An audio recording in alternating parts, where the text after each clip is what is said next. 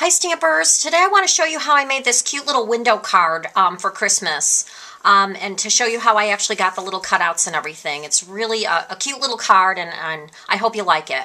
So let's get started. So what you're going to use to begin with is for your base card is I actually used a piece of Whisper White cardstock, cut 8.5 inches long by 5.5 inches wide, and then scored it 4.25. So this is going to actually make the inside of your card. So we'll set this one aside for a moment. And then you're going to take a piece of Bashful Blue cardstock, and this is cut 4.25 by 5.5 inches. And I actually used the Stripes embossing folder to go ahead and get this texture on here. So it just fits right into the embossing folder, and then you run it through the Big Shot, and you'll get this effect. So it kind of gives it a nice texture, make it look like a little house, the side of a house, or things like that. So you can do different things with the embossing folders, which are awesome. This is what it looks like, and your paper actually, this fits in here perfect. Stampin' Up! Thought of everything. This actually does fit in here just perfect, so you don't even have to mess around with it after it's done. So that is all I did with that piece. Then the next piece that I cut is actually 3.25 inches by 4.25 inches, or 3/4 inch, excuse me, by 4.25, and that's actually going to be the base of the windowsill. And the other piece that I cut is 1/2 inch by 4.25. So that's going to fit right on top of that. That's where your little brads are going to go into. Your other piece is going to be Cherry Cobbler, and this is going to be cut 4.25 by 2.5, and we will be trimming this down, but that's the size that you need to get your squares correct. And then you're going to need a piece of window sheet, and this is cut 3 by 2.25. So this is actually going to be inside to make it look like it's a window. So we'll get started and I'll kind of show you how I pieced everything together.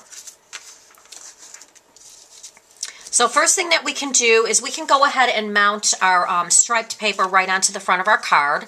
I'm actually going to be using the 3-in-1 glue to do this. You can use score tape if you want, or liquid Tombow. I don't recommend the snail because this is an embossed folder. It just doesn't stick as well. It needs to have the extra, the glue, the extra liquid glue or something of that nature to keep it held down. So we're going ahead and just place that right on top. I'm going to go ahead and take a little bit of crumb cake, stamping ink here, and a little sponge, and I'm going to go ahead and just sponge around the outside. Probably could have done this before I put it on the card, but totally forgot, so we're just going to do it while it's on there. No big deal. So we'll go ahead and stamp around that. Then we're going to do a little bit of sponging on the other blue pieces that we've already cut. So just go ahead and do that. And again, this just gives it a little bit more interest, so it's not so flat looking. And we've got this one we're going to sponge around. And you can sponge around the Cherry Cobbler too, but it just doesn't show up as well. And we will be cutting off part of this, so you won't really see it as much, but you're certainly welcome to do that. I would sponge a little bit further in because most of this is going to be cut off on the sides. So there's all your pieces that are already sponged and everything. Don't sponge the white piece yet because that we're not going to be sponging. So to basically get this little ledge, what I've done is I went ahead and just glued down, again, using the 3-in-1 glue. And I'm going to go ahead and do that already. And then we'll concentrate on the window because that's really the most important part of this card. That's what makes it a little bit more unique. And we'll place it about 3/4 of the way down. And then for the, I hope I have that straight. There we go. And then for the smaller strip, the 1/2 inch strip, we're going to take our piercing tool and our matte pad, our matte pack pad, and we're going to make 4 holes in here for our brads and just kind of space them evenly apart. Doesn't have to be perfect. You can measure it if you wish, but we're just going to kind of eyeball it. And I'm going to go ahead and use some of these small silver brads, the mini brads, and we'll go ahead and put those in already. And this is a really fun little project. You can put just about anything in that window, so this does not have to be Christmas themed. This can be really for any type of occasion. Oops, that brad didn't go through very well. Let's put another one in there. There we go. So yeah, so just keep that in mind. So, you know, it's a fun little card to make for just about anything. So, and just one more brad, and then we'll be done with this little part. There we go. Okay. And then this part I put down using dimensionals because you do have the brad sticking up in the back a little bit. So in order for it to lay better, it's better to use the Stampin' Dimensionals. So we're just going to go ahead and use, probably 3 will be plenty. One in the center, a couple and one on each end. I'm going to flatten these down just a little bit. There we go. All right, so we'll pull off the backing and go ahead and lay this piece down.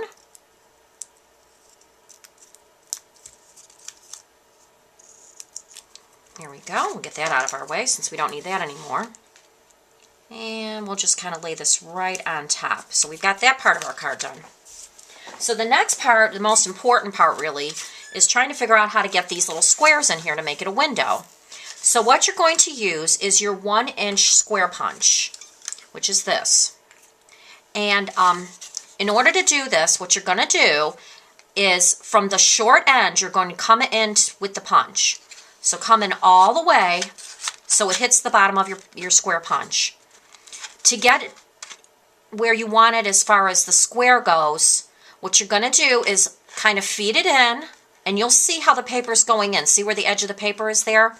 And then just go just slightly beyond where you fed it in. So just go a little bit beyond where you can't see the cherry cobbler anymore. So that way you have just a tiny bit of an edge there. Do the same thing just from the other side, opposite side. Again, push it all the way in. Look for the edge of the paper. And then go just slightly in and make sure you're pushing the paper in again. Doesn't have to be perfect, but you do just want to have just a little edge there. Then just turn your paper over. Do the same thing on the other side. Again, look for the edge. Push it in just slightly. Make sure you're pushing your paper all the way in. Punch again. And you want to push it in so that it's squarely pushed in on both sides. So you don't want to push it like this or that. Make sure it's all the way down square. And again, look for the edge. Go over slightly. Push it in. And punch again. So now you have your little squares cut out. You can save these for something else if you'd like. So now what we're going to do is we're going to cut off a 1/2 inch on each side of this paper. So the cherry cobbler is going to be trimmed just a little bit. So let me get my trimmer here. And we're just going to trim that in just a 1/2 inch on either side.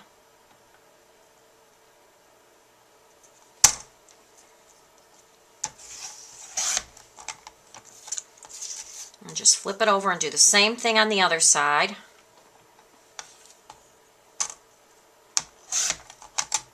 There we go.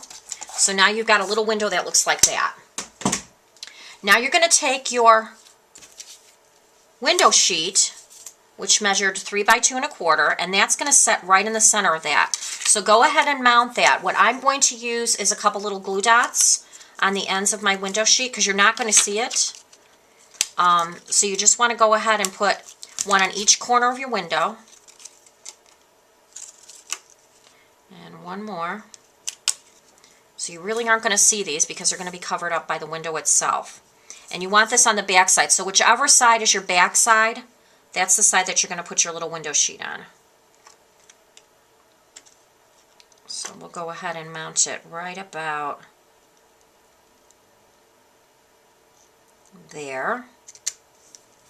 Okay. So there's the front of your window. Okay. So now what you're going to do is take your blue piece of paper that you had here, and you're going to want to make sure you got this all lined up right. You're going to take your little white piece of paper that was cut 3 1/2 by 2 3/8, and we're probably going to have to trim this down a little bit, but we won't trim it just yet.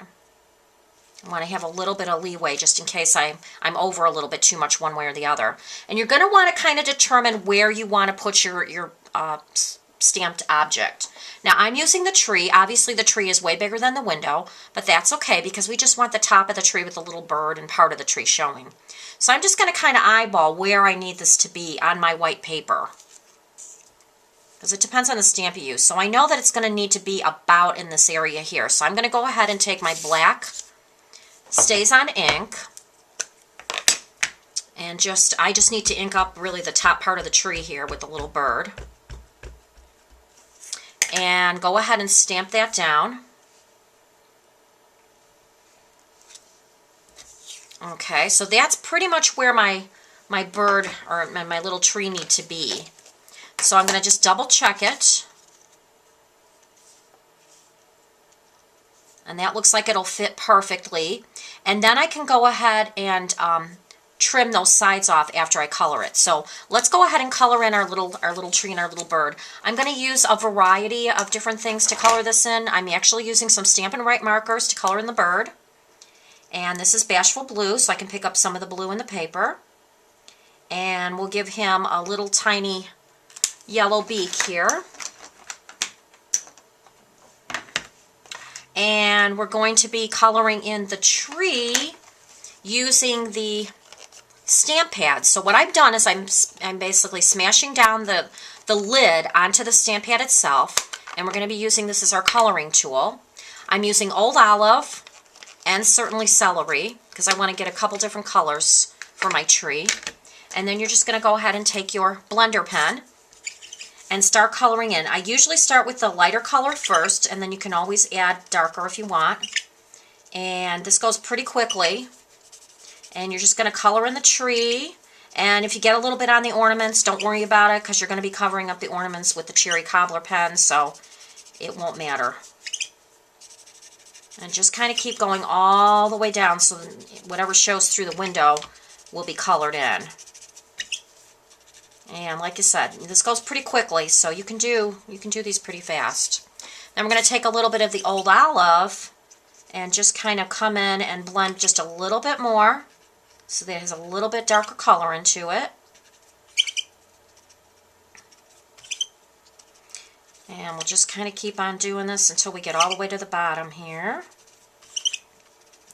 And then for the tips, we're just gonna color it in a little bit more using some chocolate chip.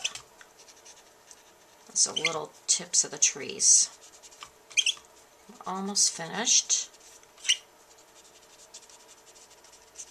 And again, you don't have to be perfect on this. That's the beauty of stamping. So I'm done with the blender pen, so now I'm just going to be using the Cherry Cobbler Stampin' Write marker, and we'll just color in the little ornaments there just with that. Actually, I'm going to use this little pen too. Okay, so your little birdie is basically done. So now we're going to line them up again in the window, and then we're going to put a little bit of adhesive on the sides here. And again, I'm using the 3-in-1, but for this you could probably use the snail. It would be fine. It's just you are going to be attaching it to the card, so I always think it's a good idea to use a liquid adhesive once again. But since that's what I have handy, that's what we're going to do. I want to make sure I've got this lined up here. I'm actually going to turn it upside down and look at it from this direction. And that looks pretty perfect right there. Alright, and then all I really have to do is trim off this little piece of white on the edge here. So I'm just going to go ahead and use my paper trimmer and trim that off.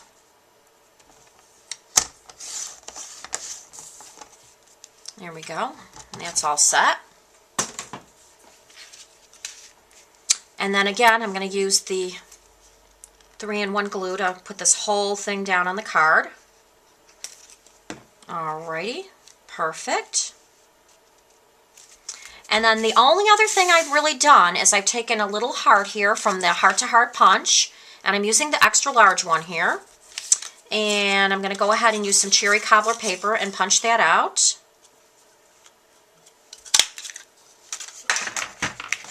And then I'm going to use a gel pen and just kind of go around the outside of the heart with the gel pen, just to kind of give it that old folklore type of look. Then I went ahead and punched a little hole in the top here so I could feed some cherry cobbler twine through it. We've got a piece of twine here.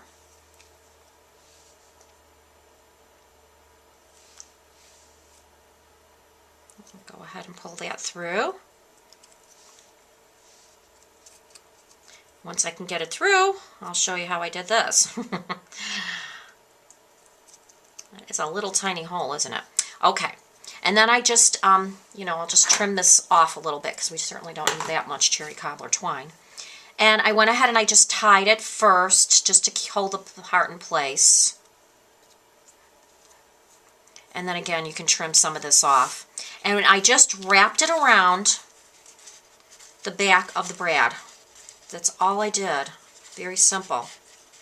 Now you could go ahead and put a little glue dot on there if you wanted to, but I don't think you really need to. It'll stay on.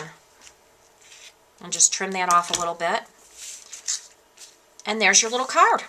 So a really cute little window card for the holiday season, and it really doesn't take that long to make. You could mass produce these fairly quickly, but just a lot of fun. I forgot to add the chocolate chip like I did on this card. I was so busy doing the other part of the card. But you can do that to give it a little bit more of a realistic look for the tree. But as you can see, it looks fine either way. So have a great day. Have a wonderful holiday, and thanks for watching. Bye-bye.